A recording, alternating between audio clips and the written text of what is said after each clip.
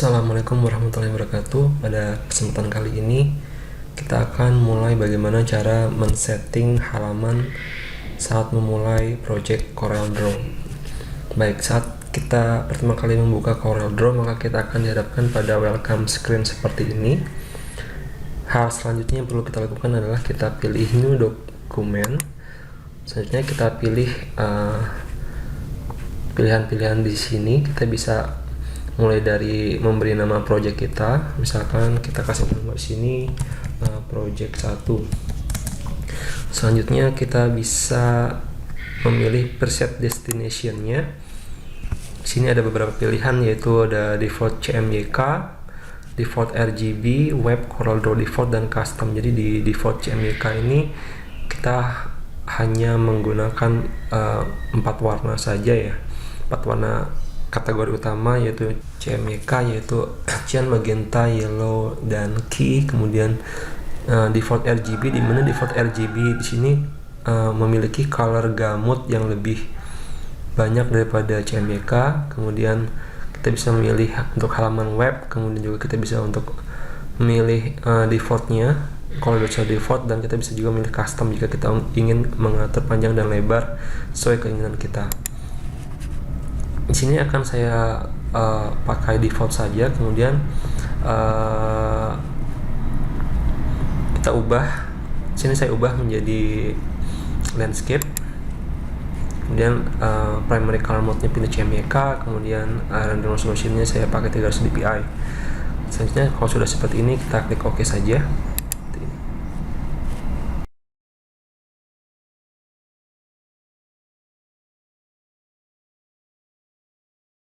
Selanjutnya di sini saya akan membahas tentang fitur di CorelDRAW yang dapat sangat membantu kita dalam membuat objek-objek yang presisi nantinya. Yaitu di sini kita akan membahas tentang ruler, grid, dan guideline, ya, dimana kita bisa menampilkannya pada menu view. Kemudian kita bisa menampilkan rulers.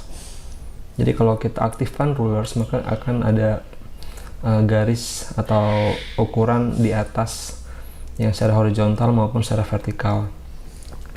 Di sini juga kita bisa mengatur letak di mana kita akan memulai project kita. Caranya kita bisa mengatur si rulernya ini dengan menahan shift, kemudian kita drag ya, tahan shift kemudian drag seperti ini. Nah, di sini nanti kita bisa memilih dari mana kita akan memulai, sehingga nanti project kita akan lebih presisi nantinya. Jika ingin mengembalikan ke posisi semula, caranya sama, kita tahan shift kemudian kita tarik ke pojok. Nah, jadi seperti ini. Kemudian selanjutnya yaitu adalah grid ya. Grid ini juga sangat membantu dalam pekerjaan kita. Kita kembali ke menu view, kemudian kita pilih grid, kemudian kita pilih document grid.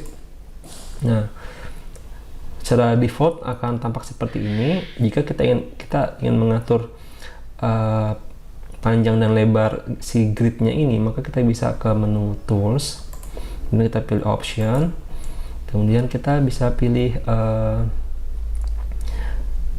pilihan-pilihan yang ada di menu grid ini ya. Jadi di workspace, guidelines, kemudian grid. Nah, ini bisa kita atur. Misalkan di sini saya akan mengatur menjadi 2 inch ya. Jadi nanti ada 2 inch per gridnya. Jadi saya akan bikin persegi saja, dimana panjang dan lebar sama itu. Bisa kita pilih snap to grid, kemudian show grid, kita aktifkan semua. Kemudian kita pilih S-lines. S-line maka dia akan menjadi garis-garis seperti ini. Kalau kita pilih yang S-dots maka dia nanti akan menjadi titik-titik ya, atau seperti garis-garis putus. Kemudian kalau kita OK maka hasilnya akan seperti ini ya. Dia akan lebih kecil ya, dia akan lebih kecil. Kemudian nah, ini fungsinya nanti ya. Ini saya zoom sedikit dengan menahan dengan caranya dengan scroll ke atas mouse kita. Nah, misalkan di sini saya akan membuat objek kotak ya. Objek kotak seperti ini.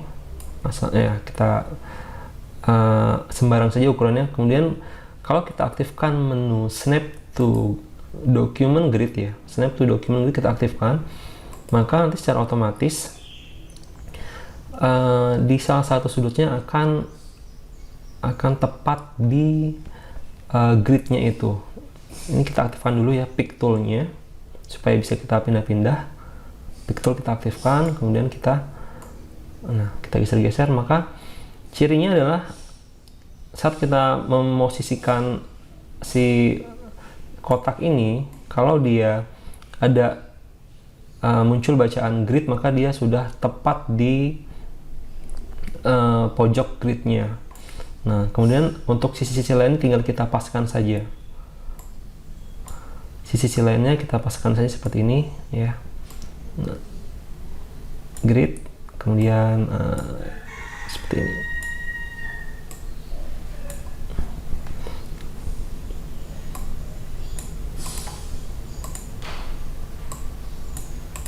Nah, jadi dia akan pas pada pojok gridnya ini.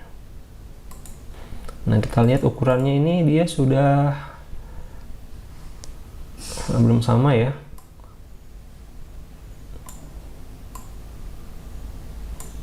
Ya, seperti ini. Jadi nanti kita bisa terbantu dengan adanya grid ini.